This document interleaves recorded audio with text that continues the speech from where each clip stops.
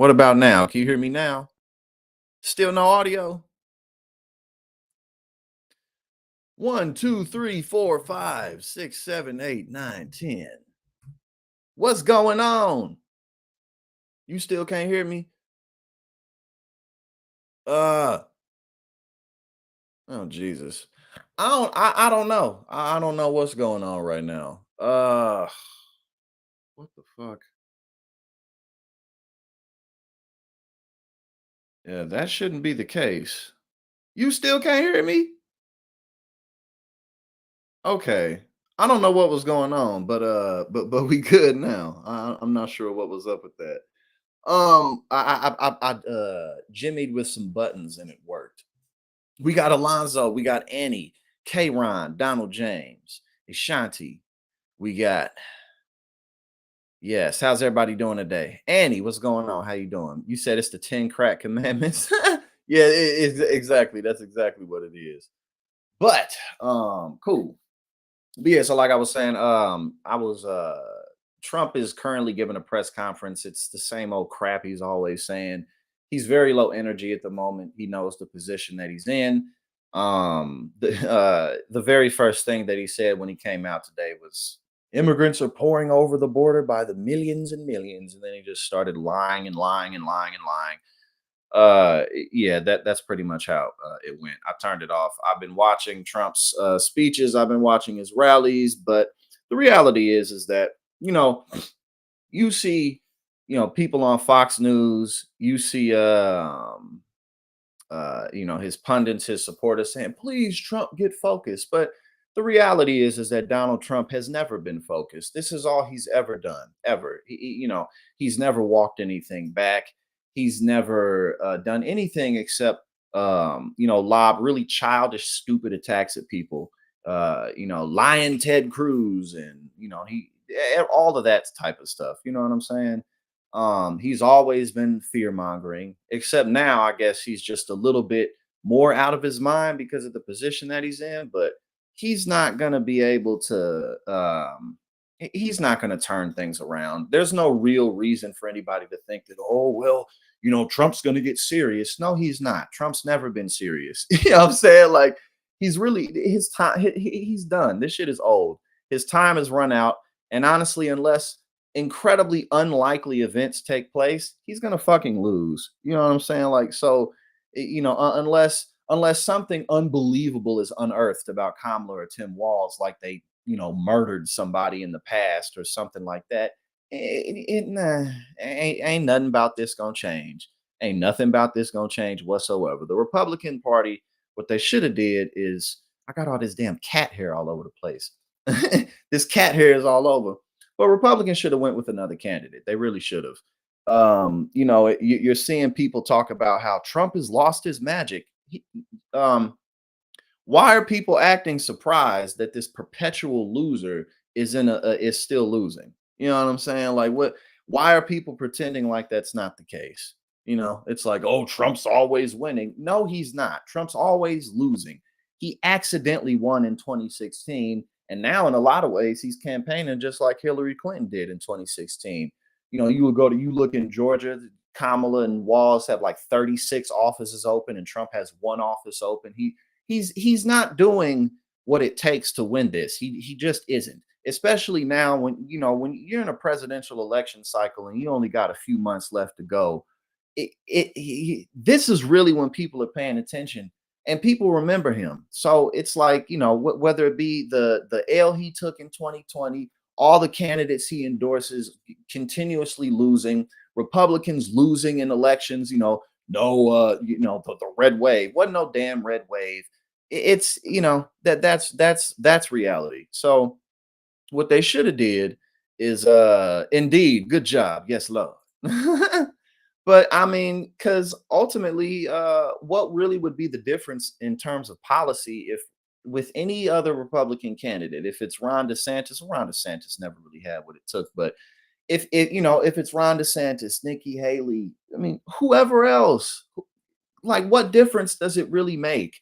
Like so it's just it's really unbelievable to watch. And then on the other hand, we're gonna watch a video. I didn't watch it all the way through because I wanted to watch it with y'all. But Kamala and Tim Walz put out a video where they're just like, you know, having a good time talking about things, being relatable, being normal human beings. You know what I'm saying? And then JD, now people are talking about him.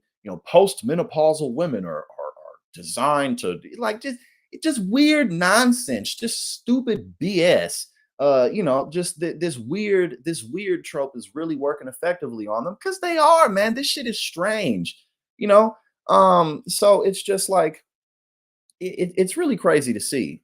But then again, what have Republicans done differently for as long as I've been alive? This is all I've ever seen Republicans really do. And Trump, he just kind of made it worse. But again, you got on the one hand, you got Tim Walz, who is electrifying and people really like him. And it's not even just the vibes. Not only does Tim Walz bring the vibes, but he actually has a very solid record. So all around, and then you got this, JD Vance going on, and they're asked about, a lot of suburban women are concerned about abortion access. And then he's like, oh, no, women are concerned about normal things. Like, oh, it's not a normal thing to be concerned. It's, I just, this is like hands down the worst campaign anyone's ever seen. Hold on, I got it. Matter of fact, I'm gonna pull some of this up. But yeah, Trump's giving a speech right now, and again, it's the same crap he's always saying, but he's super low energy because he's bummed out, man. He's bummed out. This dude is bummed out, and you can't really blame him, but also you can't feel sorry for him. Now, let's see. JD Vance dismisses suburban women's concern about abortion rights. They care about normal things. Like, it's like this dude was specially made in a lab to just be horrible at this. Uh, So Tim Walz, and we'll get into that in a sec, but Tim Walz and Vance have agreed to an October 1st debate. Oh, it's going to be an absolute shit show for JD Vance. It's going to be an amazing night for Tim Walz, but an absolutely horrible night for Vance. And even, like when you get outside of the weirdness and the just BS that JD Vance is always saying and spouting, he doesn't have a record as a politician, and that's problematic. Not especially when you're going up against somebody like Walz in any type of setting, but especially in a debate setting. Like, what is JD gonna talk about? What have you haven't done? You wrote a book that was successful. You had a movie made after it, but what have you done as a politician? You've been in the Senate for a couple of years, and nothing happens in the Senate. You know what I'm saying? Like, absolutely nothing goes down in the Senate. Tim Walz, not just the military record, but also the years that he spent as a teacher, the difference he made in those people's lives, his tenure in Congress, his tenure as a governor. Like, he has a record. JD Vance doesn't have a record. So like, what are you gonna say? Obviously we know that JD's gonna try to be like, oh, stolen valor, but one, that's BS, and two, it's not 2004. It's just not hitting with the public. That's not where the public's concern is at the moment. And then if he tries to talk about his record, oh, JD Vance and tampons and boys' restrooms, and he has such a liberal, terrible record. But again, he has a record. JD don't got no damn record. If Tim Walz was debating Doug Burgum or even Mike Pence, at least, Doug Burgum been a governor, Mike Pence was the vice president, and he was in Congress. He also was in Congress, and he was the governor too. So like, it's just a horrible matchup. Terrible pick on Donald Trump's part. You can't blame his sons because at the end of the day, he's the one who made the decision. So it's like it's like a special recipe for Republicans to just continue to take L's, and they're doing it to themselves. You know what I'm saying? Now, again, on the one hand, I think objectively anybody who's fair can acknowledge that Kamala and Walz are running an excellent campaign, but at the same time, Trump and Vance and just the whole Republican apparatus, their campaign's horrible. So it's really something else. Booker T. Adams, thank you, Doctor, and actually Doctor Richie and Nina Turner, are two of my favorite people. I was on with Doctor Richie yesterday. It was it yesterday? No, no, no. I was on Tuesday. I was on Tuesday with Doctor Richie, and I'm gonna be on Indisputable twice this upcoming week, and tomorrow I'm gonna be on the Power Panel. I forgot all about that, but yes, you can catch me there. Yes, exactly. Rake steppers. That's a perfect way to describe them. Again, and this is a great example of rake stepping. It's like, dude, are you kidding me? Right? Are you serious? Really, really, dude? JD, one of my Senator, excuse me, I still call you JD. Senator, one of my dear friends Please. tonight said to me, "Well, all these suburban women, all they care about is abortion, and they don't understand that decision is with the states now. It's not banned nationally, even if some people want it to be banned nationally. It's with the states." What do you say to suburban women out there who are marinating in this propaganda? Well, first of all, I don't buy that, Laura. I think most suburban women care about the normal things that most Americans care about, right? They care about inflation. They care about the price of groceries. He is uniquely terrible at this shit, man. Uniquely bad, and realistically, it, there's no good way for Republicans to address abortion at all. Like the best Republican strategy when it comes to abortion is don't talk about it, because you can't. I mean, what are you going to say? Like, oh well, we would just wanted things to be more fair, and because people want to think about these things. People do, the idea that not, the general public. Exactly, that's exactly. No, these bitches are oblivious. They're just idiots. They're just a bunch of idiots. um it's like, what was I saying? Oh yeah, so when it comes to stuff like abortion access, people don't want to think about it. They just want to have access to it. They just want to have access to it. It's not like, oh, I want to ponder these things. What's my state doing? Well, this state, no one's doing this. I mean, it's similar to the idea of private health insurance, except it's even more stark, because women may, whether it be they just need an abortion or want an abortion. Um, Outside of that, sometimes women need an abortion so they don't die. You know what I mean? Like, it can be life threatening, different types of situations that women can be in. With private health insurance, I don't want to sign up for that shit every year. I just want to have access to my healthcare being paid for. Like, every year I want to sit down at the table and like, don't nobody want to do that shit, man. So it's these people, they've screwed themselves. Like, what kind of an answer is this? They care about public safety in the streets where their kids play. Look, as Donald Trump has said, he wants the American people at the state level to decide abortion policy. And you compare that to the Democrats who want to do nationalized, taxpayer-funded abortion up to the moment of birth. I think Donald Trump is actually trying to identify the reasonable compromise where he lets California figure out its abortion policy, Alabama and Ohio figure out their abortion policy. That is actually the common sense approach, and it's the approach that's most respectful of the American. It's the common sense approach. No, bro. I mean, again, this doesn't even sell with Republicans. Yesterday we covered the fact that abortion is going to be on the ballot in Missouri. I uh I, I I pretty much guarantee you that the general public is going to vote to keep abortion access protected. Like, we've seen that. When the public has a choice, people vote to keep it in place. You know what I'm saying?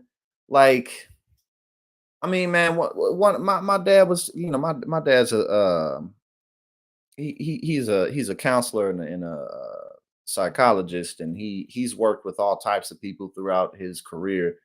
Man, he was telling me a story about some shit I don't even want to repeat, about things that have happened with women getting raped and assaulted, and just like, you gonna tell these parents, you gonna tell these people that no, you can't get an abortion. Like, God, I mean, it's so bad. It's like, what do you even really say? No, I think people are worried about normal things.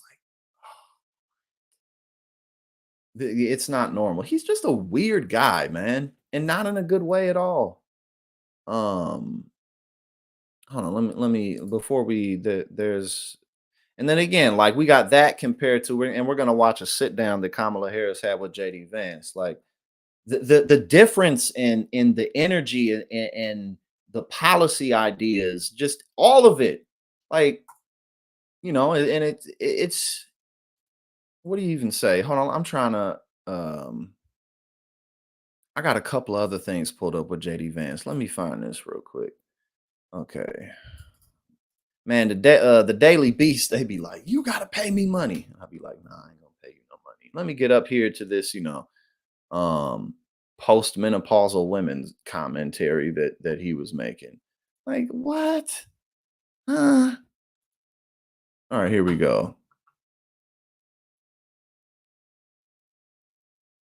You said, "Do you think Trump will get probation?"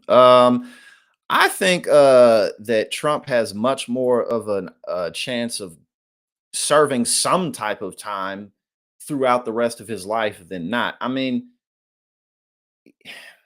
I don't know, I don't know for sure, but I just think it's when this is all said and done, he's going to be in court for years. That's for sure. He's going to be in court for a very long time. When it's all said and done, he's going to have over 70 felony convictions, maybe 80 something felony convictions. And especially with the position he's in, people, people hate him, and not like Democrats and the general public. Republican operatives, Republican politicians really don't like the guy. He's thrown everybody under the bus.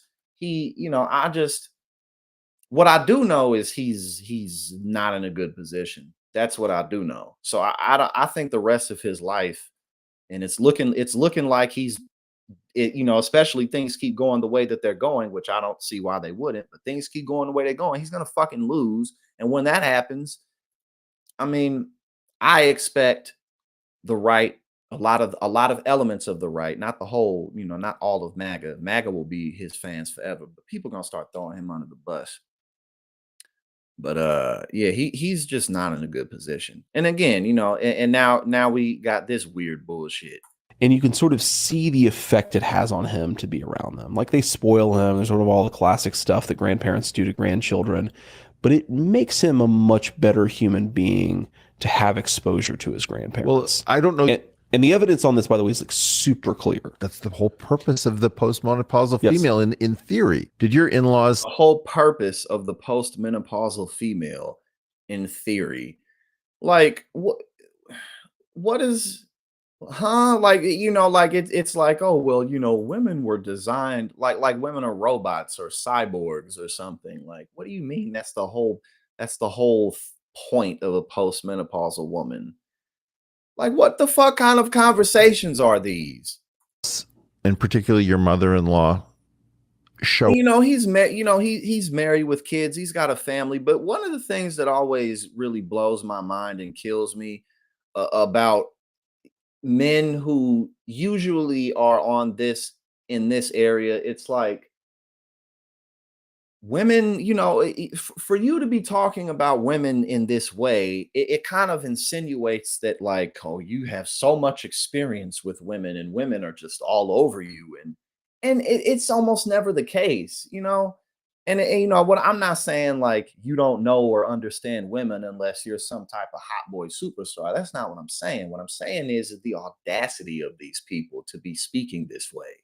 You know what I mean? Like, y'all talk as if you're just hot shit, and you're not. You're a bunch of goofballs. Like, these people are fucking goofy, man. up in some huge way. She lived with us for a year.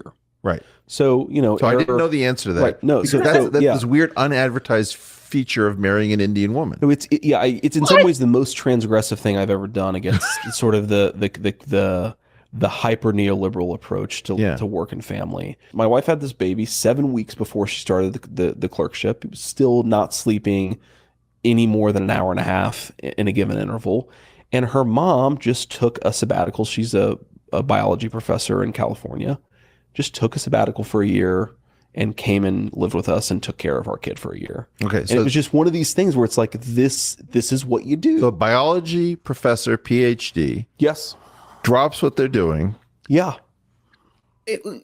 I mean, it sounds more to me like a grandmother wanting to help out with her family and a grandmother wanting to help raise her grandchildren. It's not like, oh, like this is all I was made for. This is all I'm here to do. Like, what kind of a conversation is this? This is like 12-year-old level thinking. What the fuck is this?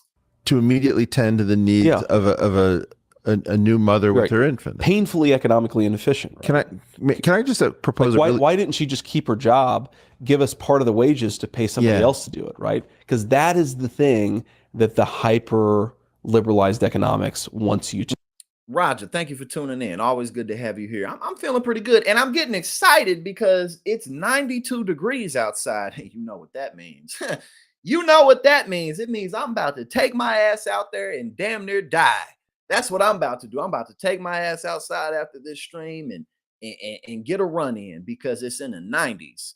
You damn right. The economic logic of always prioritizing paid wage labor over other forms of contributing to a Yes, I'm pretty sure you're right, Donald. I'm pretty sure this was a conversation with one of Weinstein brothers. Society is to me, it's actually a consequence of a sort of fundamental liberalism that is ultimately going to unwind and collapse upon itself.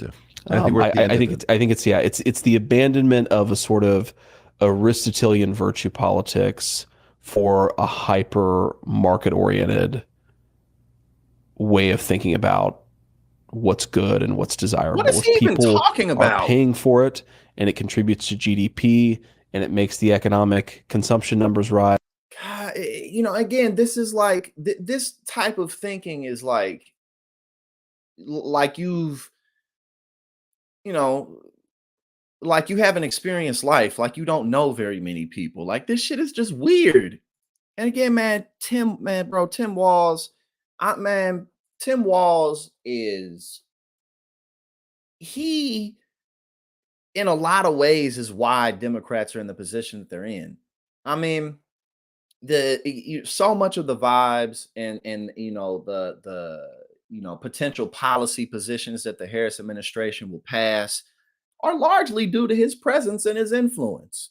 You know what I'm saying? Like, man, Tim Walz is he's definitely going to play a huge part in what's to come. And again, I credit him for so much of what's going on. You said if Trump drops JD Vance from the ticket, will he replace?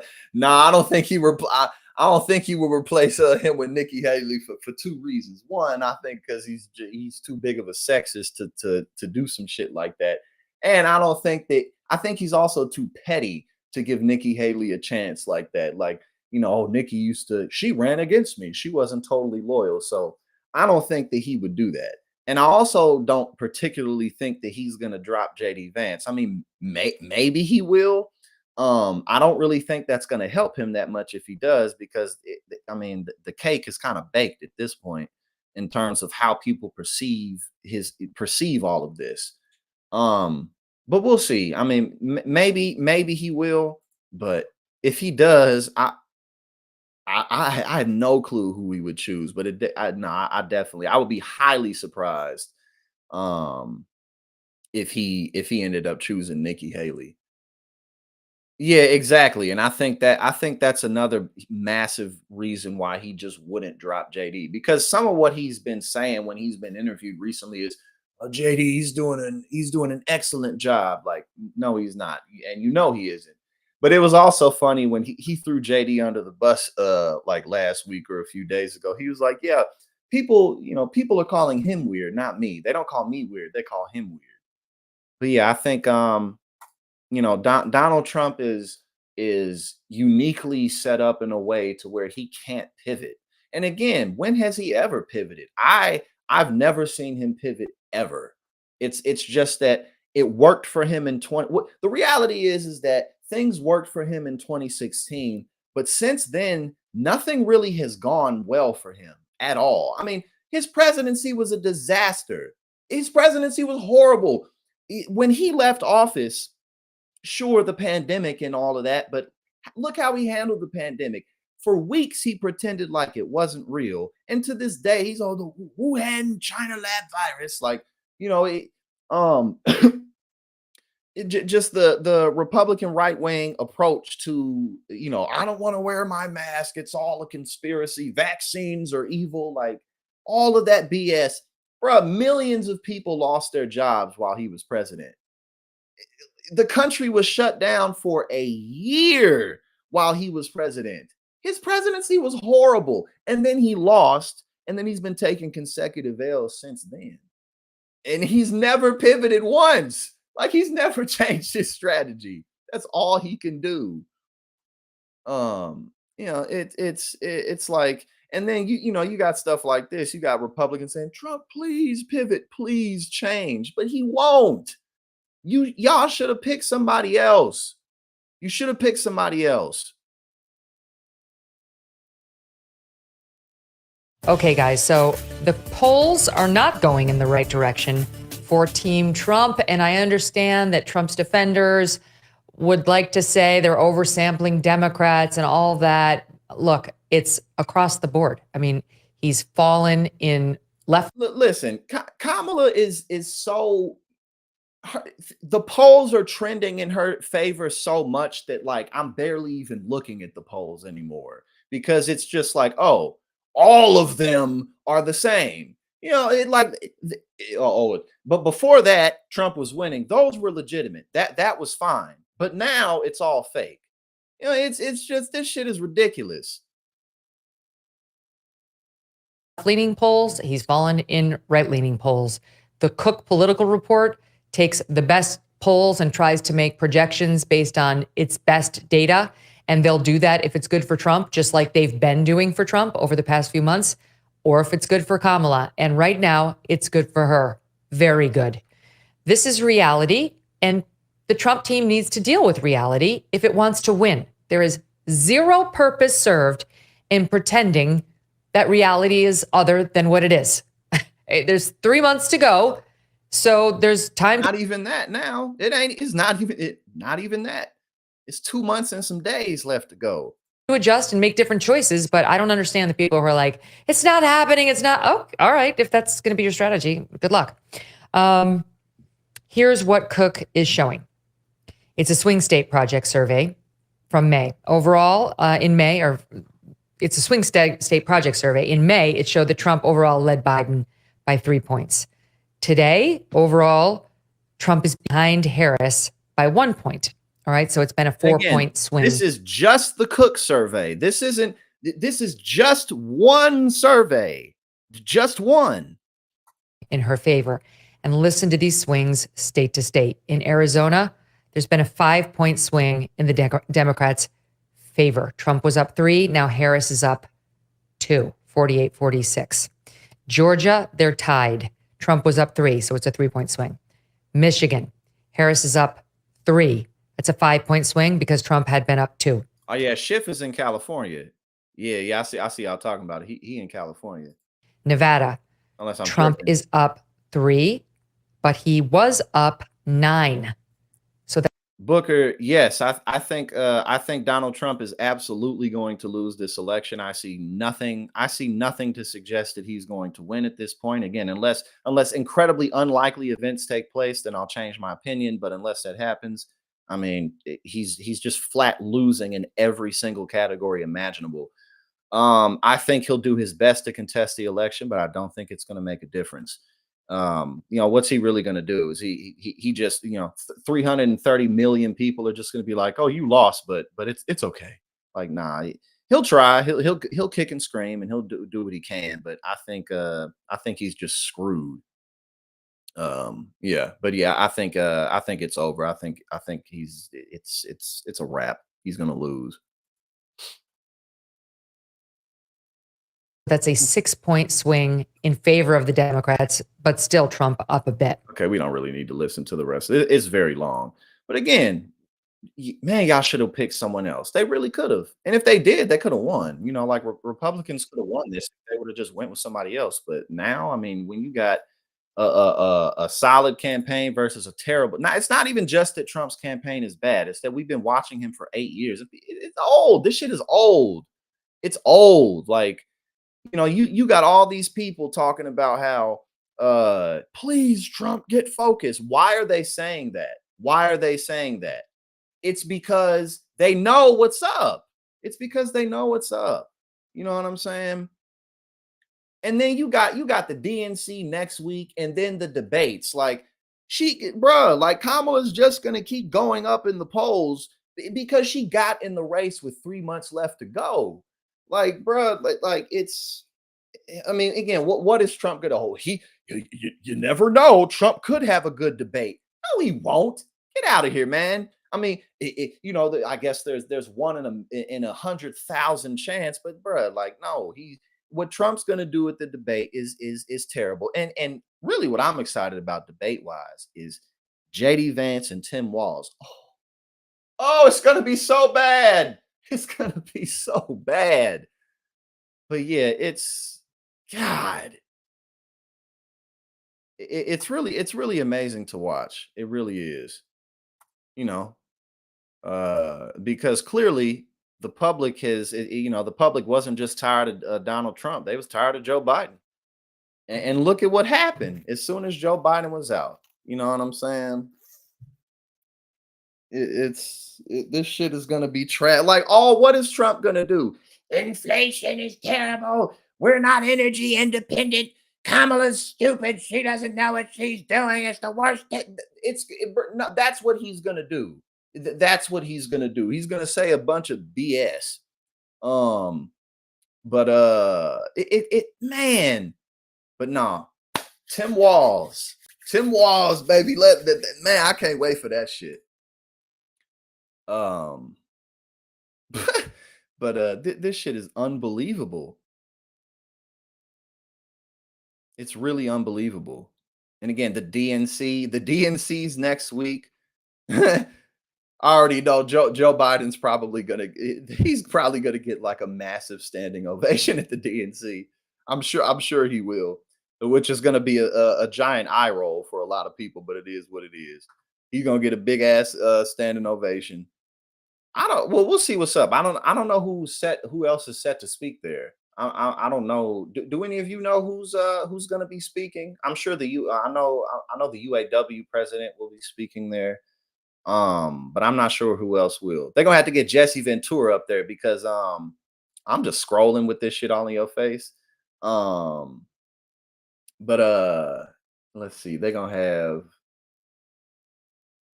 yeah, Donald. It's gonna be unbelievably terrible. Let's see.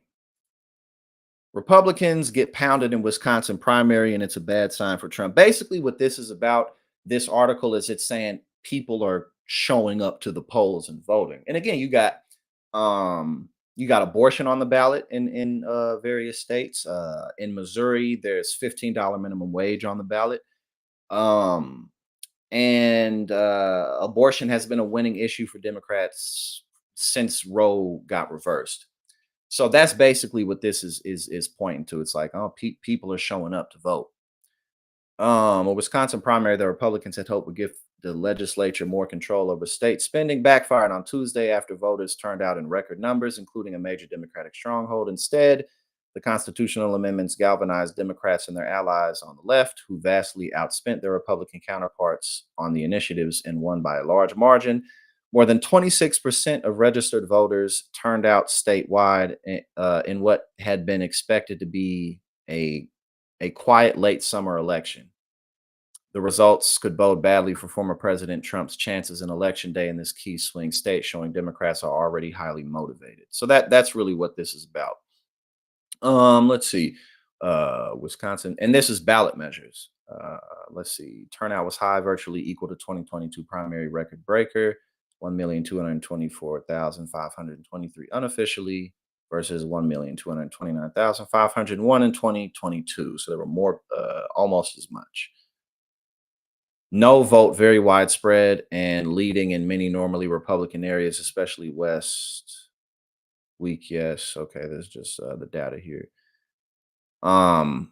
But yeah, so again, people are showing up to the polls. Man, ballot initiatives are so crucial. They really are. I mean, ballot initiatives are one of our only ways. Oh yeah. Oh yeah, definitely. I don't know why those book. I don't know why those weren't some of the first people that came to my mind. Obama will definitely be speaking there. Hillary, yeah, everybody though. All the Democratic heavy hitters will surely be speaking there. Let's see. We got Jeremy. We got Jeremy in the building. We got Ryan. Let's see. You said sucks that all the famous pro wrestlers are Republicans. Well. We got Jesse Ventura. Oh yeah, that's what I was saying. I was saying they got to have Jesse Ventura go up there to do the Hulk Hogan. Hulk Hogan was definitely the highlight of the RNC speech. He was the most interesting part of the whole speech. It was kind of interesting that the union leader went there. I mean, the message really doesn't sell generally with Republicans. Oh yeah, Pete Buttigieg, he'll definitely speak. Um, I mean, Pete, they Democrats should keep him in the circuits like how they have in terms of like how I think he's been an effective communicator, like when he goes to Fox News and when he goes to these other platforms and basically says like, actually it's like this, actually it's like that. I think he's been effective for that. I'm not really a fan of him, but I'll definitely give him credit in terms of like as a utility, he's effective to just have on the news and talk about stuff for sure. But I don't really think at least personally, I don't think he's much of like a massively inspiring figure. I think he's always going to have that professional class to him. Um, so like on a national stage, if he was to run, I don't know if he'd ever really be able to catch that much steam. But just in terms of him, being in the circuits for talking on the news channels, I think he does well there. You said Larry Elder. Yeah, probably Larry Elder is he's in California too. Yeah, so y'all gotta deal with him. Yeah, I think Buttigieg, that's probably his strongest point in terms of like his utility to the Democratic Party is keep him in the news circuits. But when it comes to like just like a national figure, I think he'll always kind of be, just, a corporate Democrat, and he won't really be able to break out of that. And of course, you got stuff like this where it's like, hold on, here we go.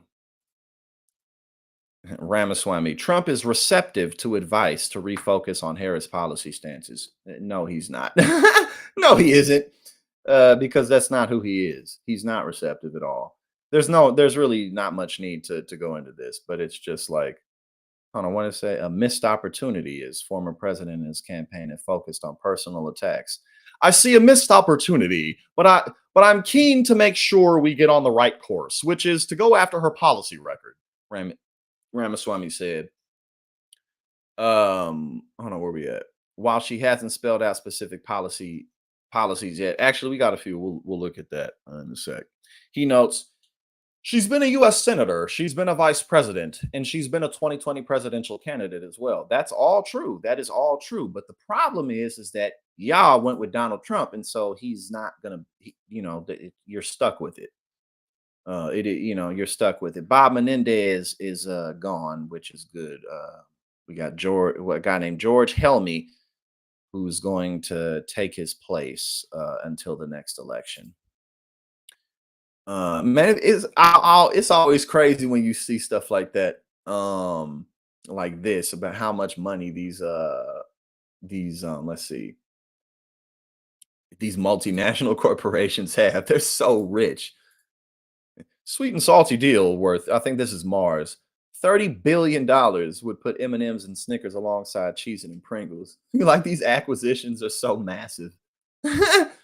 Like multi-billion, tens of $billion acquisitions. Like, man, these corporations got money. M&M's maker Mars is buying Kellanova, the maker of Cheez-Its. Cheez-Its are wonderful. I absolutely love Cheez-Its. I cannot get enough of Cheez-Its. And Pop-Tarts.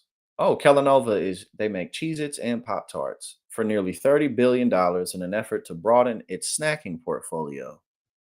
Kellanova was created last year when the Kellogg company split or Corporation split into two companies. Chicago-based Kellanova sells many of the former company's most profitable brands, including Pringles, Eggo, Townhouse, Morningstar Farms, and Rice Krispie Treats. It had net sales of more than $13 billion last year and has about 23,000 employees. 23,000 employees. Mars Inc. said Wednesday. Okay, this is stock stuff. But no, really, I just wanted to go into this. I think some of what we'll end up doing here on this channel is when we'll talk more about the business world and the corporate world, and I'll get some good finance people and some good corporate people to come on here and just kind of talk about the ins and outs and what's going on like that. But yeah, now Cheez-Its, oh, they're so wonderful. Yeah, I already know I'm gonna be hungry after this stream, and I hate running.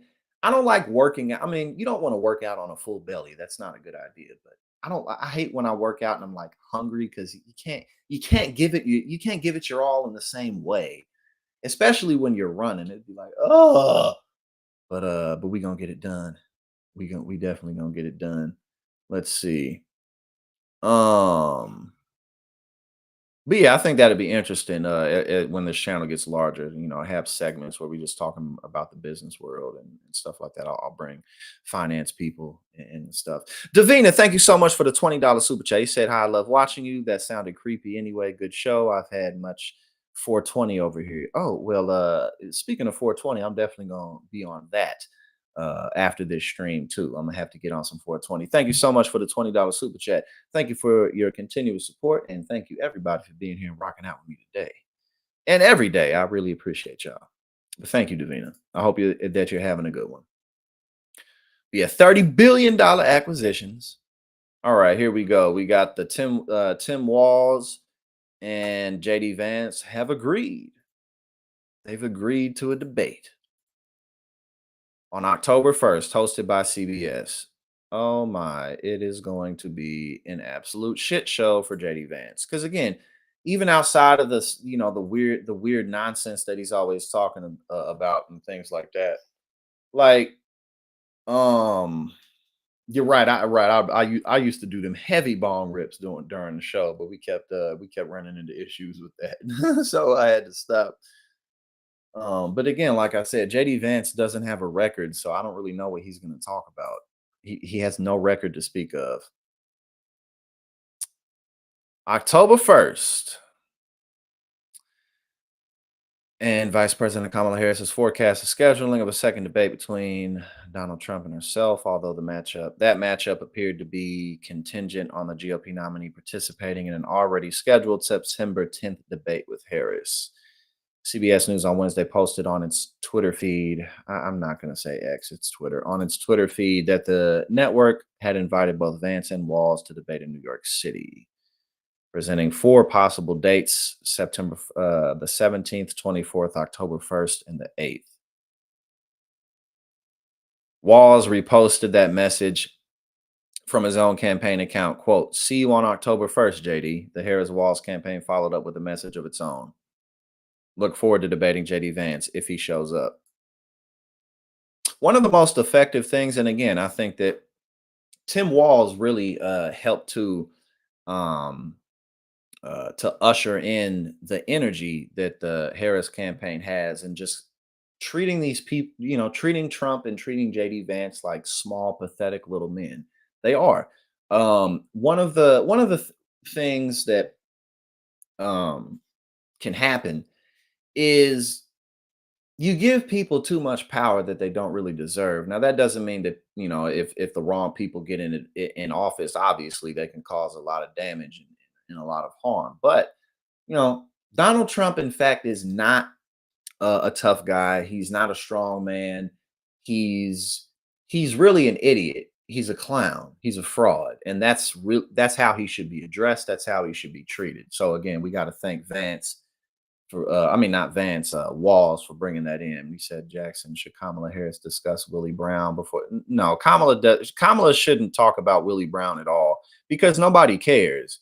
If you know, let Trump bring up Willie Brown if at all, but like, what would he say? Like if he brings up Willie Brown at the debate, I don't think he will, because what would he say? Oh, you slept your way to the top. Like, I don't, um, or if he talks about the helicopter crash, like, I went down in a helicopter with Willie Brown. No, I don't think Kamala should talk about that at all.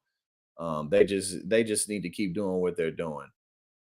Um, because again, right now it's a campaign. They're not in office yet. When they get in office, then they're gonna have to do a whole lot of stuff, but they're not there yet. So, but no, I don't think she should bring that up.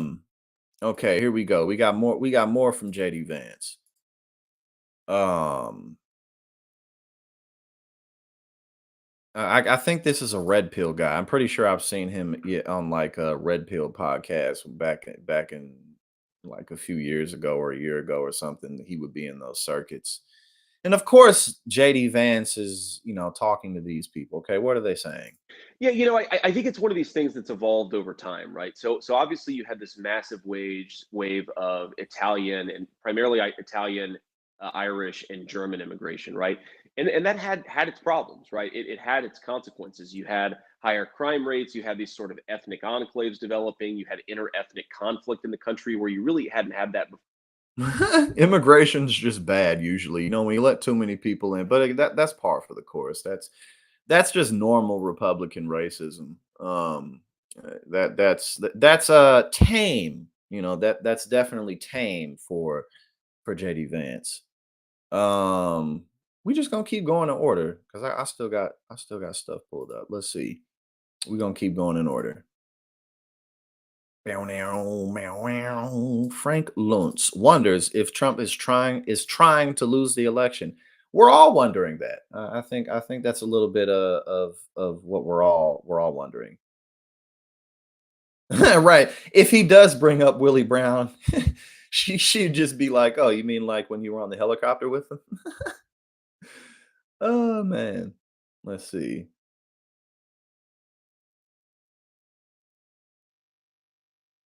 Oh, you in Ireland? Oh, Ryan's in Ireland. I'm actually Irish too. I actually have Irish blood flowing through my veins. Indeed, Irish strong. You know what I mean? Um, but yeah, when the Irish first came to America, they weren't considered white yet. Neither were Italians. It took a while for them to be considered white. But when they first came over, especially Irish, because Irish people came in waves to America during the potato famine, and they were viewed as dirty, and they were viewed the same way that brown immigrants are viewed today. Um, this definitely is not new. Racism is part of what built this country, after all. All right, let's see. Frank Loon's wondering if he wants to lose. Well, what's happening right now is that initially, when Joe Biden was the Democratic nominee, Trump was playing on his turf, reaching out to his voters. And that's why you saw 2, 3, maybe even a 4-point advantage for Trump. These were people who were disappointed, disengaged with the Democratic Party. Now it's exactly the opposite. These are ex-Republicans, ex-conservatives who are looking at Trump and his personality, the whole Trump Vance ticket, and they're saying, this is not what I want. I want to be clear about this. The two issues that matter most are immigration and inflation. And on those issues, Donald Trump still has the advantage over Harris. Why? Frank Luntz is he is a legitimate pollster, but I don't agree with why does Donald Trump have an advantage over Kamala Harris with inflation? The inflation report right now is good, compared to what it was. And again, when Donald Trump was in office, millions of people lost their jobs. So how does he have the advantage on that? And then even with immigration, he doesn't have the advantage on that because he's the one who blocked the border bill that Biden tried to pass. He's the reason why it didn't pass. So he can try to say that he has an advantage, but there's very easy counters to that. You could just be like, well, you talking all this mess about immigration, but yet you turn down something to do something about it. That's all she has to do. So I don't really agree with that. I don't think Trump has an edge on anything with anybody. It's not even just like he like if he has an edge with Kamala on this, he doesn't have an edge with anybody. If it was somebody else running for president, how does he have an edge? But on these personality traits, Harris has a tremendous advantage over Trump. And there are people who had voted for Trump in 2020 that will not vote for him again because they're tired of his rude and abusive behavior. He is literally losing this election. And I'm starting to wonder, does he want to lose? Is this something that's going on inside his head simply because he doesn't want to be president for 4 more years? Because no sane person would campaign the way Donald Trump is campaigning. Honestly, there may be some elements of truth to that. There definitely there may be some elements of truth to that.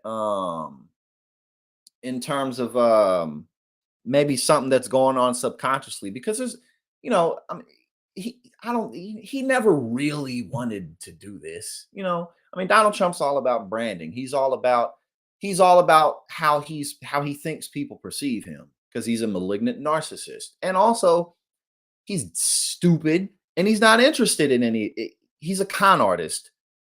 I think that there may be some truth to that. I think subconsciously he definitely wishes, I don't want to do any of this. I just want to go away. You know what I'm saying?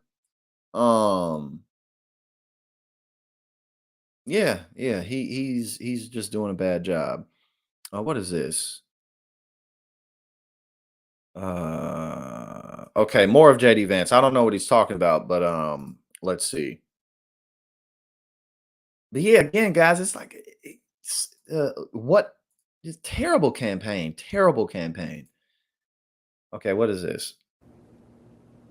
What's it like to work with President Trump? Because we're hearing from all the usual suspects that he's in a bad mood, he's snapping at everyone, he's this and that. But tonight, I want to give you the chance to just tell everyone, now that you've had some time to work with President Trump, what's it been like? It's so weird, Laura, to hear the media reports and to see what they say about him and to actually talk to him every day, sometimes multiple times per day. He's in a great mood. I mean, he just got shot a month ago. He's in a great mood. When is Trump ever in a great mood?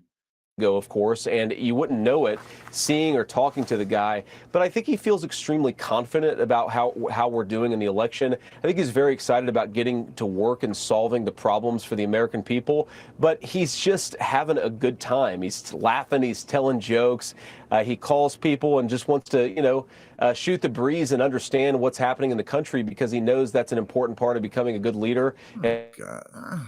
He's so bad at this, man. Again, Kamala will definitely win in her debate with Trump, largely because of the state of mind Trump is in now. But, JD Vance is about to lose so bad. It's going to be probably some of the worst shit we've ever seen. Because he's just terrible. All right. Exactly. Literally, exactly. No, they're not talking about me. They're talking about JD Vance, and I can see it. I understand what they're talking about. JD Vance is embarrassing, man. He really is. All right, we got. Yeah, this was from yesterday. He was like, Kamala. That was the funniest part of this whole thing. I only watched like 10 or 15 minutes of his press conference today. Today he was really low energy. And again, I didn't watch all of it, so I'll catch up on it. But the first thing he said, he kind of, hello everybody, thank you for coming. And then like one of the first things he said was, immigrants are pouring into the country by the millions and millions. And then he just started just lying, just talk, like, Kamala and the Biden administration have made our country so much less energy independent, even though it's not true. I mean, progressives are definitely no big fans of fracking and massive oil drilling. But I mean, if you're going to talk about energy independence, we're more energy independent than we ever have been, especially compared to Trump's administration. And that matters to a lot of people because not everybody sees the oil industry the same way. So if you want to talk about energy independence, Like the Biden and the Kamala administration can easily counter that by saying, well, we're more energy independent now than we were under you. Like, again, none of this shit. So just lies, BS, lies, the normal Trump stuff. Oh, America's not energy independent. Oh, okay. We got tons and tons and tons of oil here, but no, we're just not digging into it. You put me in, and then of course, a lot of none of the bad things that happened under the Biden administration would have happened with me. All you got to do is have me in the office, and that'll solve all of the problems by itself. When I die, you need to encase my brain into a vat, put my brain into a jar, and leave it in the president's office and leave it there forever. That's basically the logic. But yeah, yesterday his rally was like, Kamala, you're fired. Get out of here, Kamala. Too many, but the groceries, just to put it in simple terms, people go to the grocery store and they have less than half a deal. In fact, I had something here. I did have something I would show you. Wait a minute. I don't know if you've seen this. I used it once. Oh, I have it. I do have it. Look at this. Look at this. So this is Tic Tacs, right? I don't know if I like the company. I've never met. I have no idea. They're so lucky. Look at all the television. This is the greatest commercial they ever had. But that's what happened. This is inflation. This is Tic Tac. This is Tic Tac. This is inflation. This is what's happened. I just happened to have, somebody gave me this one today. I said, I think we'll put it up as an example of inflation. But you know what? Inflation. I don't even know what to say to that. Again, we're a few months out. Now is when everyone's paying attention. And for the people who, for some reason, if you're still not decided about Trump for that, whatever reason that is, look at this big can of Tic Tacs versus this little bottle of Tic Tacs. This is inflation. Are we 6? Are we 10? Is this the first time we've ever heard of the concept of inflation? Is that what's going on right now? I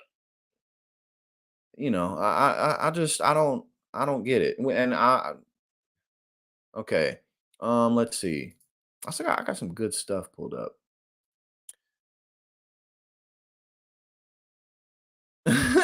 My man's had the Tic Tacs. Yeah, his campaign team has definitely given up because it's like, it's not like he's gonna listen to him anyway. They could give him decent advice, and it's like he's not gonna listen anyway. And two, again, I only listened to Trump's press conference for like 10 minutes before I started this because I got bored. I was like, he's saying the same shit. Part of what he said in the press conference, he started, it was a coup against Joe Biden. Like, dude, look, I promise you, Donald Trump is never, ever going to get over the fact that he's not running against Joe Biden. Ever. Like, it's not, he still hasn't gotten over the fact that he lost the popular vote to Hillary Clinton. He still hasn't gotten over that. Even though he beat Hillary Clinton and was president, he still talks about that. He still talks about I won in 2020, where he's never going to get over this shit. He's going to be talking about this shit forever. He's going to be calling in the Fox News in 10 years, because you already know his ass probably going to live unless he offs himself, which maybe he will, but we got to take it a day at a time. But in 10 years, he'll be calling in the Fox. It was really unfair in 24. We could have had another administration. If only they would have left Joe Biden in there, you could have had another Donald Trump administration. He's not going to get over it. But here we go. We got what are Republican figures doing? What are they doing? Kevin Sorbo, the guy who played Hercules, dragged after daring Harris to say the N-word in mind-numbingly racist. What is this? If Kamala really is black, have her say the N-word. Let the people decide for themselves. What? These people, bro, their brains are melting. Their brains are melting. Obama completely fried these people's minds. They haven't been right since, man. They really have not been right since. And speaking of the debate on October 1st between Walz and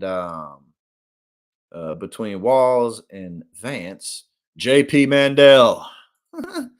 JP Mandel. Let's see. Right, exactly.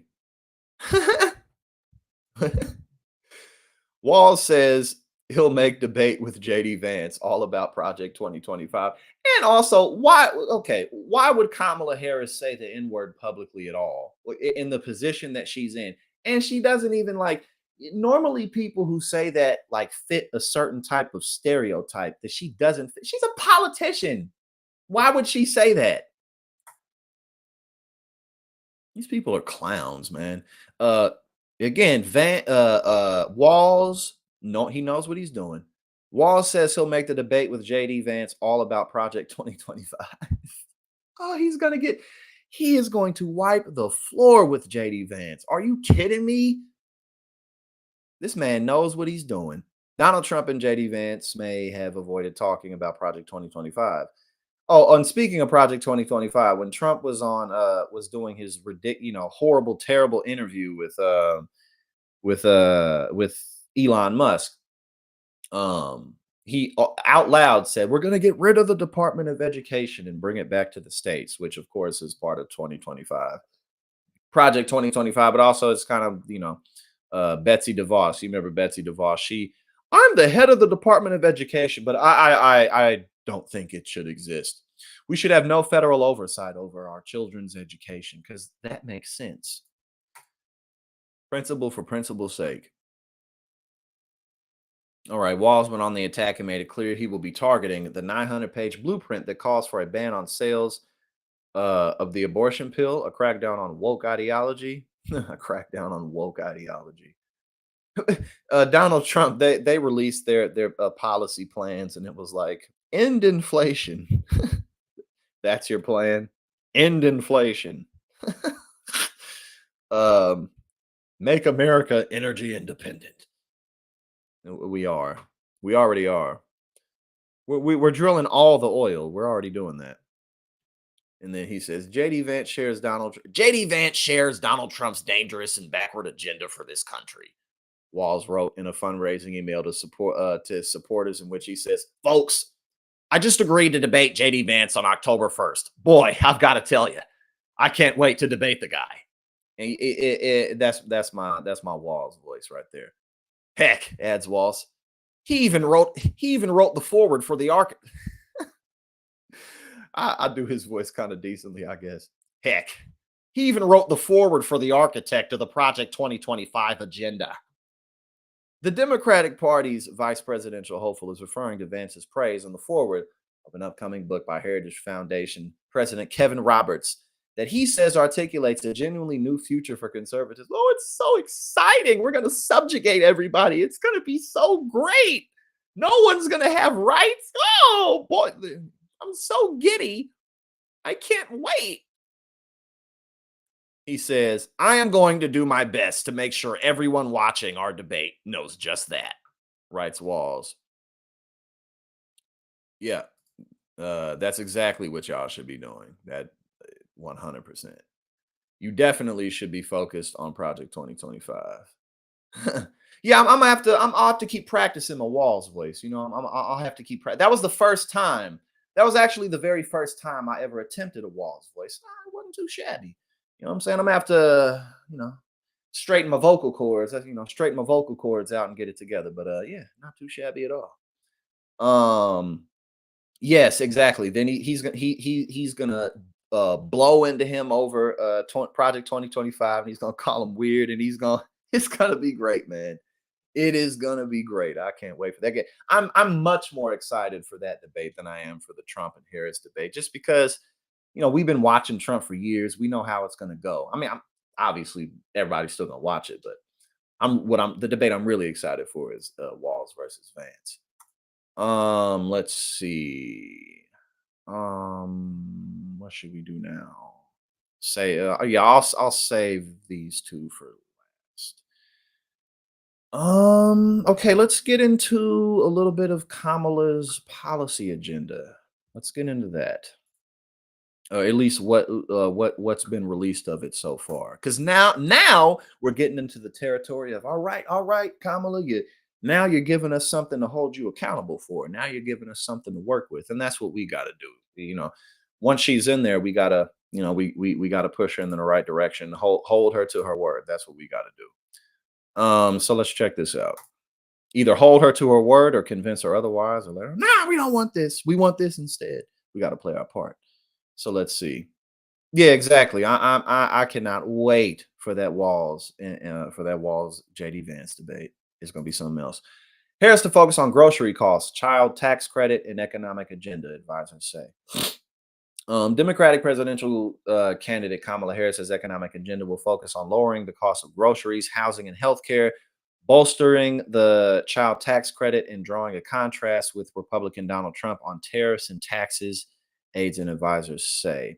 Definitely going to be interested in what because the plans haven't been released yet, but definitely going to be looking into this healthcare because we gotta. The Affordable Care Act was a step forward, but now it's time to take some more steps forward. So we'll definitely be on the lookout for the healthcare plan. But I mean, this is, well, let's see. She plans to lay out some details for her economic plan in a speech in North Carolina tomorrow. So that'll be tomorrow. That will touch on lowering costs and price gouging, a sign of how important consumer prices are to voters in the November 5th election. Inflation fell to below 3% for I think it's at 2.3% right now for the first time in nearly 3.5 years in July. Again, that's and just in terms of campaigning, this is very effective, which is why I also said when Frank Lewis, he said Trump still has the advantage on inflation. Like, not really. All they got to do is point out inflation when he left office compared to what it is now. So he really doesn't have that advantage. With rhetoric, maybe, but not in reality. The Labor Department said on Wednesday, but prices of groceries and consumer goods remain well above the pre-pandemic levels. Let's see. The economy remains a top concern. Well, the economy is always a top concern. That's always the top concern for domestic elections. How can I pay my bills better? How can I afford my children's education better? That's always gonna be on the top of people's minds who are homeowners and have families and shit. Harris will call for a federal law banning corporations from setting Harris will call for a federal law banning corporations from setting excessive prices and call out the practices of meat processing companies. The Harris campaign said late Wednesday. So again, tomorrow she'll be in North Carolina and she'll talk more about this. But we'll be keeping our eyes open for the details. Again, Trump put out his policy plan, and it was like, end inflation, make America great again. Like, okay, whatever this means, whatever that means. Same values, different visions, said one aide, describing how Harris's economic agenda will be different from Biden's. Well, on paper, the thing with Biden is he didn't do a lot of what was on his agenda, which is typically the issue with Democratic administrations is how much of your agenda are you actually going to not just get passed, but fight for? How hard are you going to actually fight for these things? How much pushback are you going to give the pushback that you receive? That's really what's most important. Let's see. Because again, I mean, if you just look at Biden's economic agenda on paper, it's not bad, but he didn't do a lot of it. Like the student loan forgiveness, he didn't get that done the way that he wanted to, stuff like that. The Trump campaign had been mulling new tax cuts for middle class households. Yeah, right. Of course, they're not going to give tax cuts to anybody except the wealthiest people in the country. And anything that the middle class does get there's going to be sunset provisions on those, but not for everyone else. And Trump proposed eliminating taxes on tipping wages, something Harris did as well. That's not going to happen. So I think that, the Harris campaign mentioned ending taxes on tip wages because Trump said it, but that's not happening. And it's not even just that it's not happening. I don't think that that's really going to be at the forefront of her agenda at all. I don't expect that, largely because it's not happening. U.S. Senator Elizabeth Warren and other lawmakers reintroduced legislation earlier this year designed to prohibit gouging and enabling the FTC and states to enforce a ban against excessive price increases. Warren, Harris's former colleague in the Senate, is a left. Okay, we know who she is. The FTC earlier this year said it was suing to block Kroger's near $25 billion purchase of rival grocer Albertsons, which has drawn scrutiny over concerns it would reduce competition and drive grocery prices even higher. The Harris campaign, hold on, where was I? The Harris campaign referred to the ongoing challenge to that merger in a statement. Okay, we'll talk more. We'll talk more about this, um, definitely next week, because again, they said in this tomorrow she's going to talk more, and then she'll be released and stuff. So we'll definitely be taking a deep dive into that. Not just a deep dive into the policies, but also we'll compare and contrast it to the Biden administration. We'll talk about what's likely versus what's not likely. Well, we're definitely going to look deep into it. Let's see. Child tax credit bill. I'm skimming through this because again, there's not really any other details out, so a lot of the rest of that is editorializing. I got another article pulled up about this, but it looks like it's pretty much largely the same information. Yeah, this is pretty much the same information. All right, so we will keep our eyes peeled for that. Um, okay, let's check this out. Hold on, let me catch up with y'all comments because I got the one screen going, so I can't see everything live all the time. Let's see. Uh, boom, boom. Oh man, I'm so hungry now. I'm pretty hungry. Annie, thank you for joining us. Thank you for joining us today. You say, woo, yeah, yeah, we gotta get you back on here. Thank you for joining us today, and we'll definitely uh do everything we can to help you get across that finish line. Congratulations on making it through the primary, and let's put our brains together and see everything that we can do to help you get across. Let's see. Where are we now? Where are we now?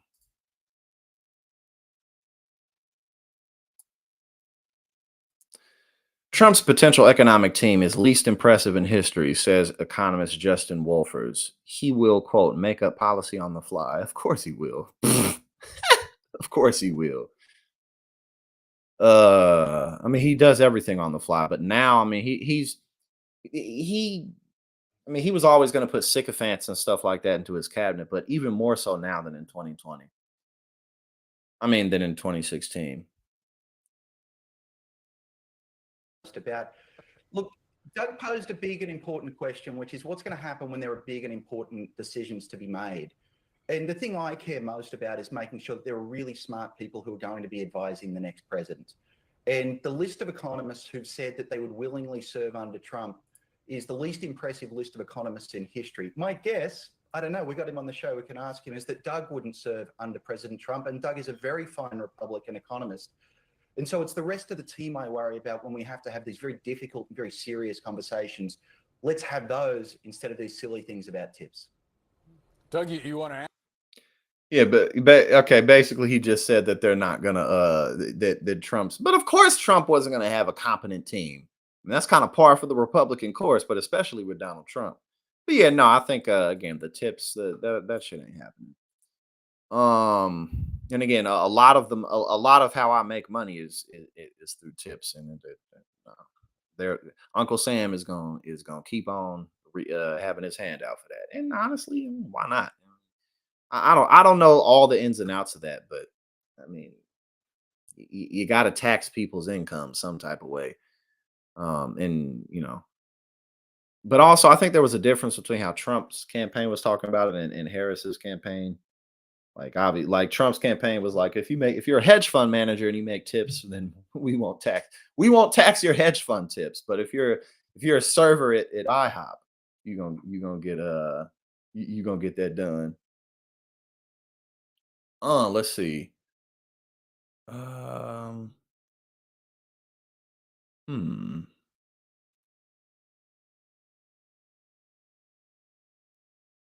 Okay, what's this about? We got a little more with JD Vance. Out of touch, JD Vance viciously mocked for claiming an average new car costs $50,000 a year.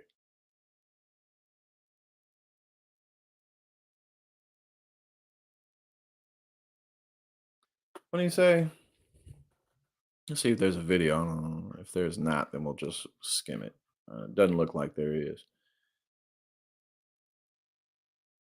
He said,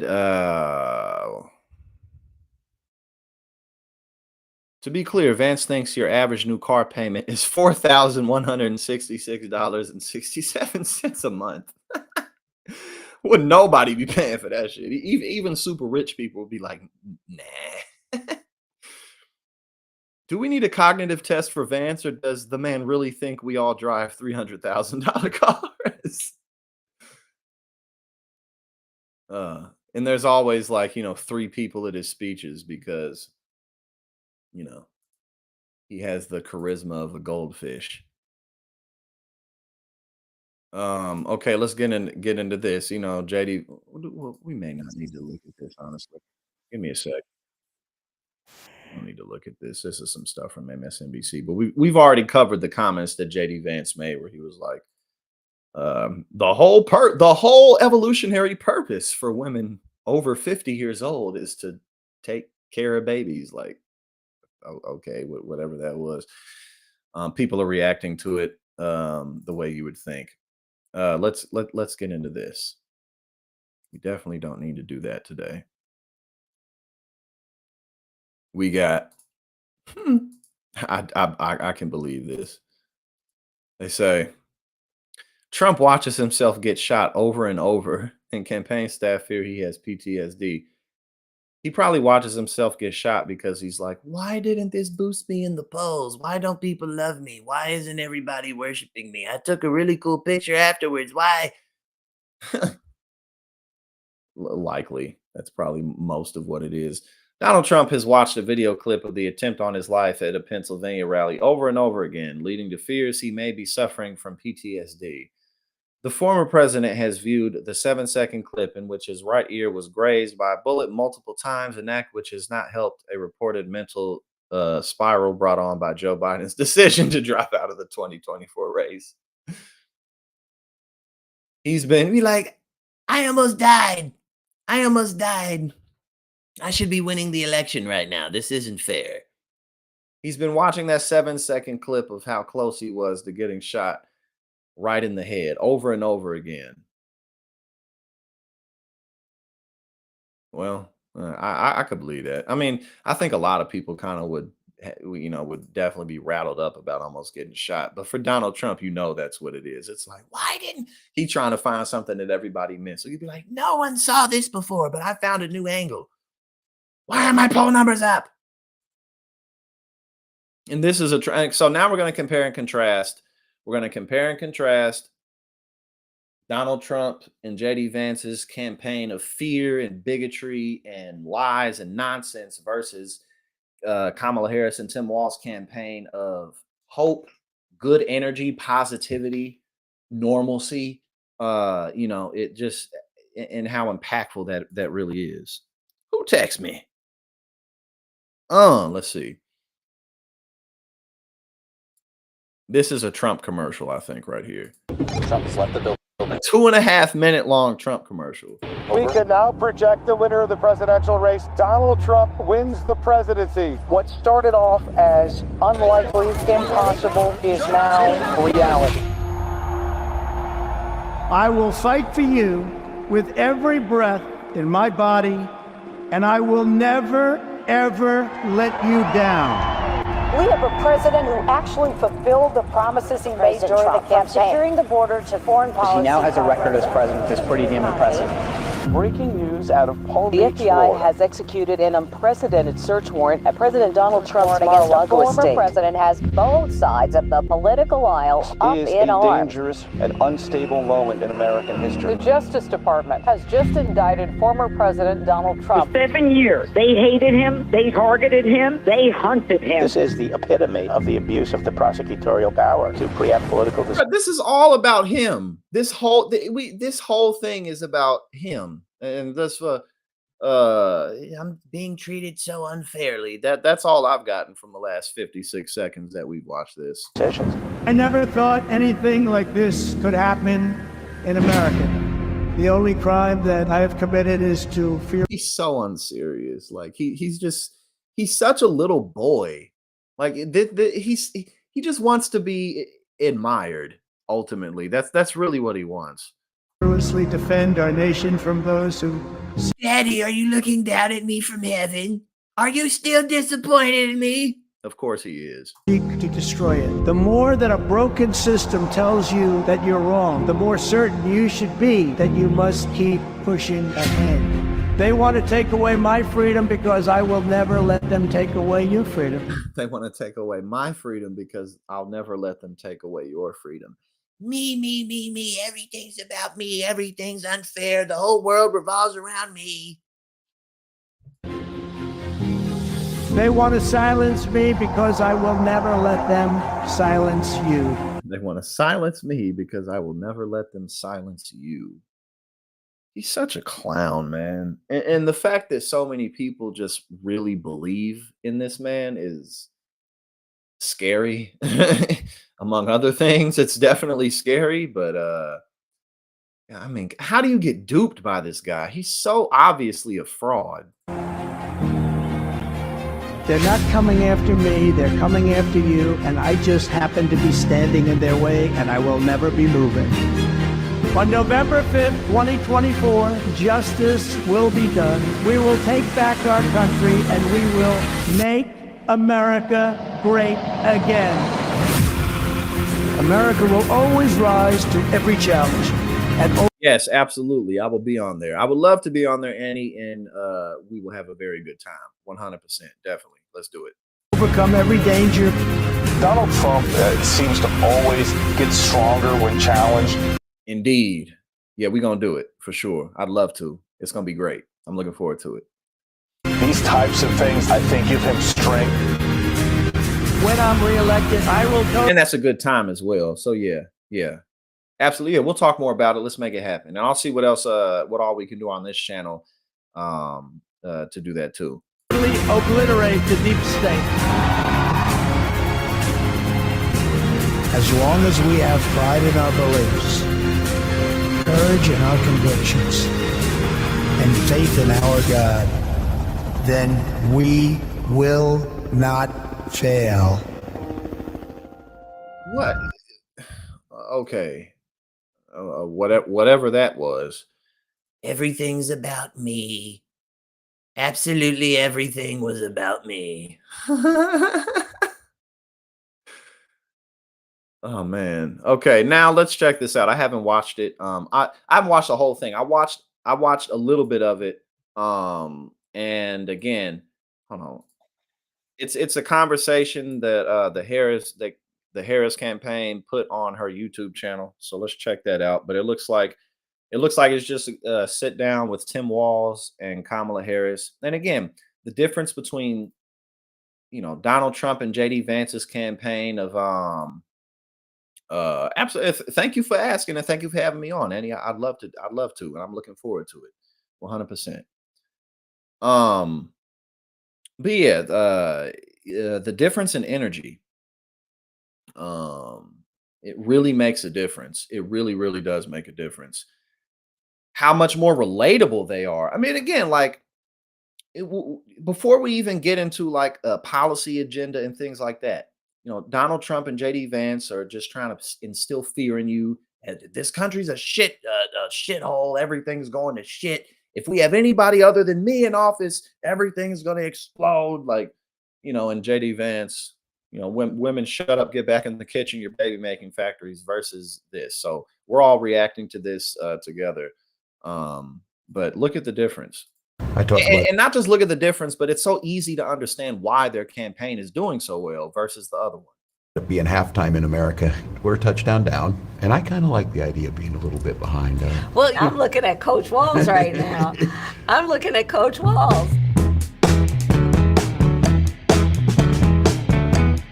I mean, this shit has been playing for 15 seconds, and it's already much better than what we just, because the whole thing, that 2.5 minute video we just watched, that's Trump's whole campaign. Me, everything's so unfair. Everything's about me.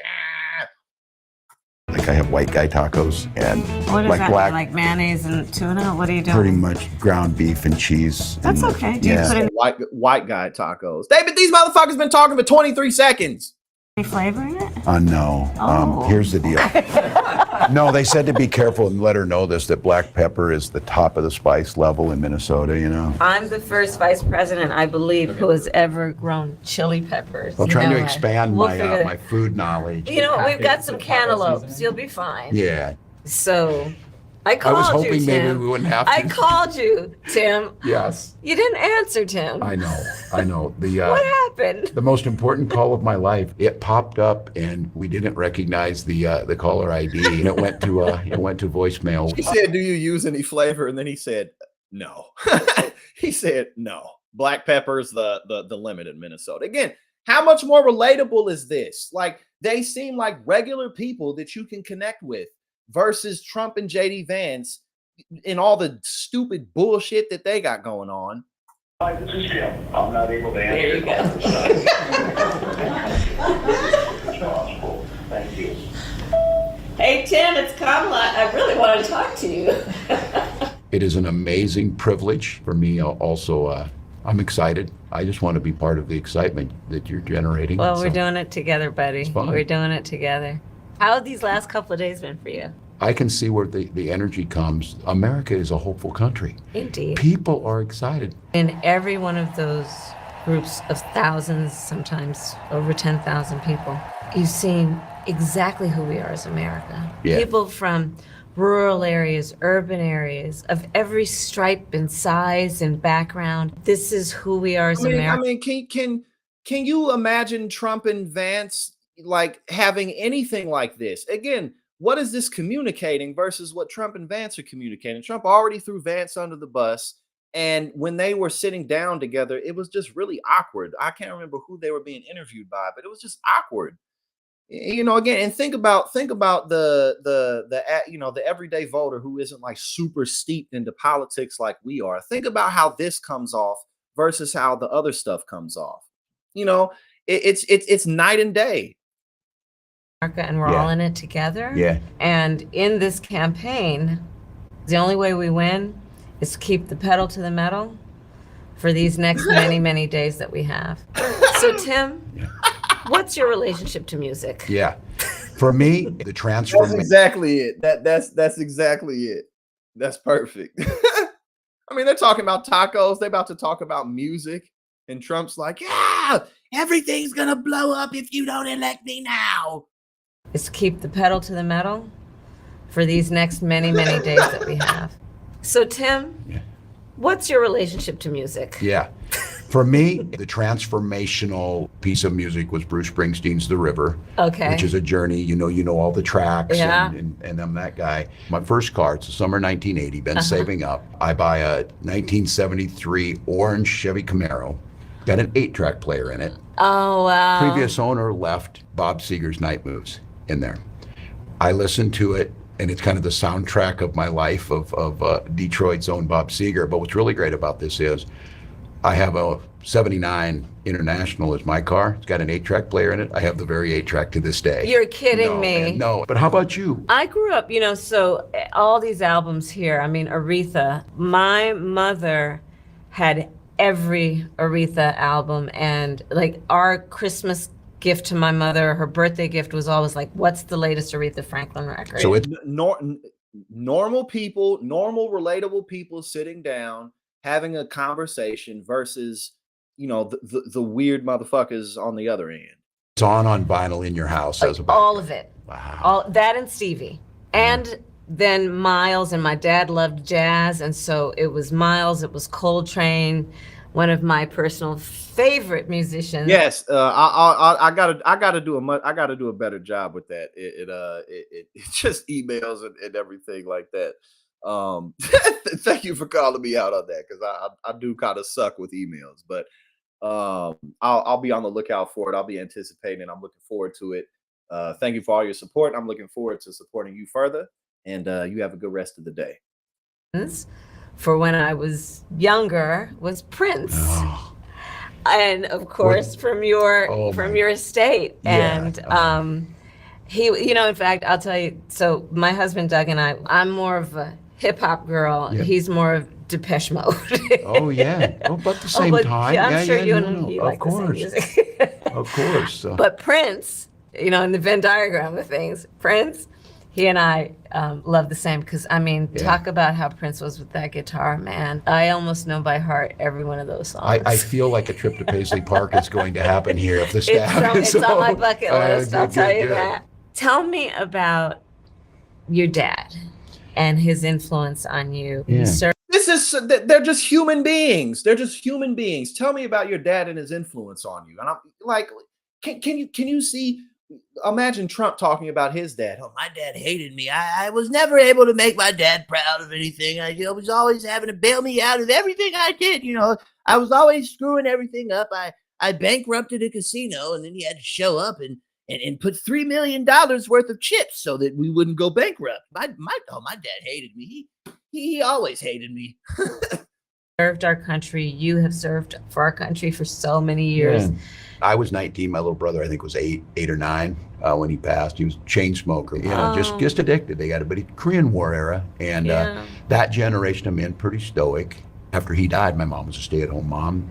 She became our rock, and now she had to go out and get work because the medical bills broke her, and Social Security and Social Security survivor benefits. We're fine pulling ourselves up by our bootstraps. We had no boots. That's the boots. And it's survival, we paid literally. It back. It is survival. We all paid it back. So programs that are just fundamental to keeping people from dropping into poverty, but to live with dignity. You keep talking about that. We got to help people get through a hard time. We can't have a country and policies that let people fall through the cracks. Yeah.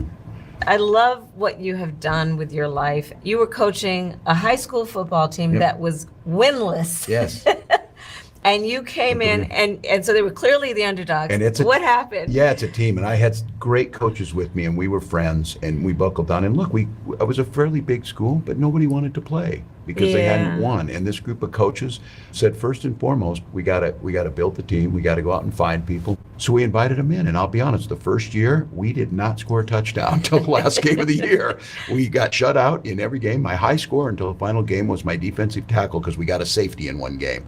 2 years later, those kids won a state championship. That school has won several more since then. After we left. You build culture. You build winning. Right. People want to be a part of it, and that's the excitement. That's the excitement of what it can be. That's how I feel about our campaign. Yeah. Our campaign is the underdog campaign. Oh yeah. And with our joy, we also have to understand that. How can you dislike Tim Walz, man? Come on. I mean, this man, he's so wholesome, and he's so just like he's. Come on, bro. This is incredibly effective, because they're giving you a better view into really it seems like this video is more about Tim Walz than about Kamala. They're showing their chemistry. They're letting you get to know more of who Tim Walz is, what he's done, and again, they're relatable. And the other guys they're not. Trump and Vance, they're not relatable. They're weirdos. They all they talk about is fear, and then they're talking about music and tacos, and Walz is making fun of himself for being an old white guy who doesn't like seasoning. It's just totally night and day. We're still up against some forces. Yes. That are trying to divide our country. It pains me the kind of division and the stoking of divisions that has taken place, right? And when we can remind people and create a space for everyone to come where they see each other and say, magic. hey, You know, we're all in this together. It almost feels like everybody's coming out of their house after a blizzard and, a Minnesota reference, and you shovel out, and then you start talking to your neighbors. Yeah. How was it the last couple of days or whatever it might be? They're re-energizing, and they're looking for their neighbors. We keep saying, keep talking about the promise of America, and we say, take care of your neighbor. In the face of a stranger, when you're looking in the face of a stranger, you should see a neighbor, right? Yeah. I'm about crying on this when you talk about, look, a girl from Oakland, California, and a guy from out in Nebraska on there. And the number of people I watch just kind of nod and break into a smile. This exploiting the differences, it can't last. I talk about it being halftime in America. We're a touchdown down because a lot of folks, it's easier to tear things down. It's easier to divide than it is to build. But once you start that momentum, once we come out and where we're at right now, people want to be part of something that's winning. They want to be part of something that's good, and they want to be part of something that everybody can be a part of. And I kind of like the idea of being a little bit behind. Well, I'm looking at Coach Walz right now. I'm looking at Coach Walz. Did you always know you wanted to be an attorney? My parents met when they were active in the civil rights movement. I grew up around a bunch of people that were, marching and shouting for justice. And some of the heroes of that movement were the lawyers, Thurgood Marshall, right? They understood how to translate the passion from the streets to the courtrooms of our country. And they believed in the Constitution of the United States and the principles upon which it was founded. And that's where they then, in the courts of America, reminded us of the promise, right? And the ideals of our country, including equality, freedom, right? That's why I went to law school. Donald Trump's favorite song is "This Is a Man's World." he always playing that shit. So I remember the video where he was in a golf cart with some kids. He's like, "Isn't that cool? Check this out." And he turned it up real loud. Like, you see the surround sound in the golf cart. Isn't that cool? But the other reason is when I was in high school, my best friend I learned was being molested by her stepfather. And when I realized what was happening, I told her, you have to come live with us. I called my mom. I have to tell you, Tim, it was the first time that I realized how not every... and the stark difference, she talking about, real experiences. And, the older you get, the more you realize, like, man, so many women have been assaulted by men. Like, it's so many have been assaulted or taken advantage of in some type of way. Like 1 in 4 or something like that, in some manner, like how she's speaking. She, her best friend was getting molested by her stepfather versus JD Vance, who says, oh well, I don't think abortion is really an important issue to most people. I think women are thinking about normal things. I mean, the difference is just night and day. Yes, I do like rock music bands. I'm a massive music connoisseur. I love music. I love me some Led Zeppelin. I like Pink Floyd. I like I got Come Alive by Foo Fighters in my head right now. I mean, I just like music. I got Green Day in my head right now. The only type of music I've never really been able to get into country music. I don't dislike. I can't say I really dislike country music. It's just it's just not really for me. I love blues. I love blues, and country music is white man's blues, as they call it. I can appreciate country, but I've never been able to get into it. I'm not that big into like heavy metal, like that type of music. Like, I don't really like that.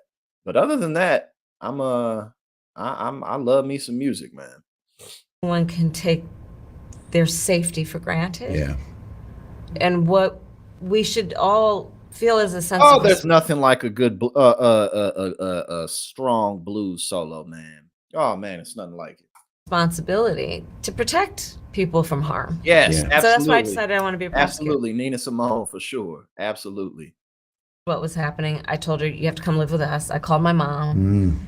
I have to tell you, Tim, it was the first time that I realized how not everyone can take their safety for granted. Yeah.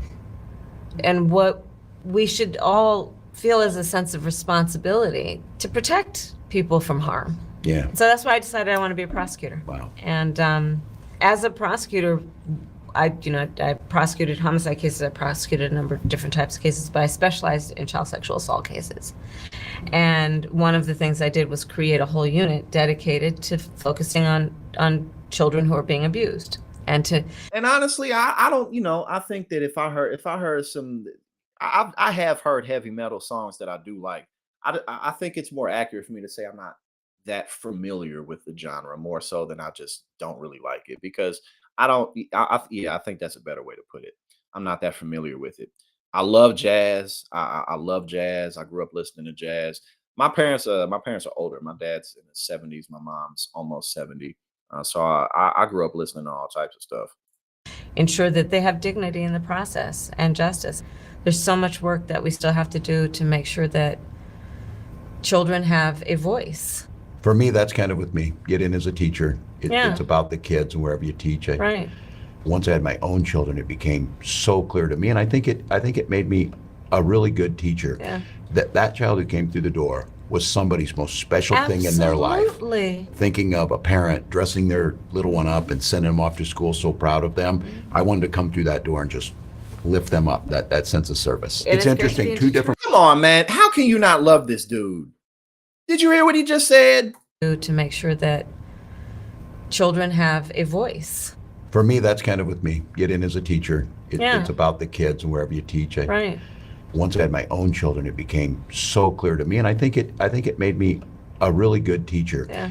That child who came through the door was somebody's most special thing in their life. Absolutely. Thinking of a parent dressing their little one up and sending them off to school so proud of them, I wanted to come through that door and just lift them up, that sense of service. And It's it's great to interesting, be in two different Detroit. parts of the country, two different lived experiences, but all coming to that same goal of everybody Yeah. getting a fair shot. Well, I have to tell you, Tim, even though you and I grew up in different parts of the country, you remind me of the people I grew up with. Hardworking folks, plain speaking, Yeah. people who know the difference between right and wrong. Yep. And care, love thy neighbor in the most authentic and true way. Yeah. Those are the folks I grew up with, and I know that's who you are, and I'm so glad we're doing this together. I'm proud to be with you. Night and day, man. Booker, I have been in New York for the past 8 years. JD Vance. St. Louis right now. I'm gonna be in St. Louis for probably 6 months or so, and then I'm gonna go back up to the NYC area. So I will be back there soon. But no, again, night and day. I mean, night and day, man. Come on, like it's just such a stark difference. But yes, now I got to get outside. What's the temp right now? I got to get out here and run before it gets too late. It's 88 degrees. Yeah, let me go ahead and get my run on. But thank you everybody for joining. Davina, if you're still in here, thank you for the $20 super chat. Thank you for just thank you for all the support. It really means a lot, and we're moving forward. We are doing well. Tomorrow I'm going to stream, and also I'm going to be on the power panel for hour 2 in the bonus episode, so you can catch me there. But other than that, y'all have a fantastic evening, and I will see you tomorrow.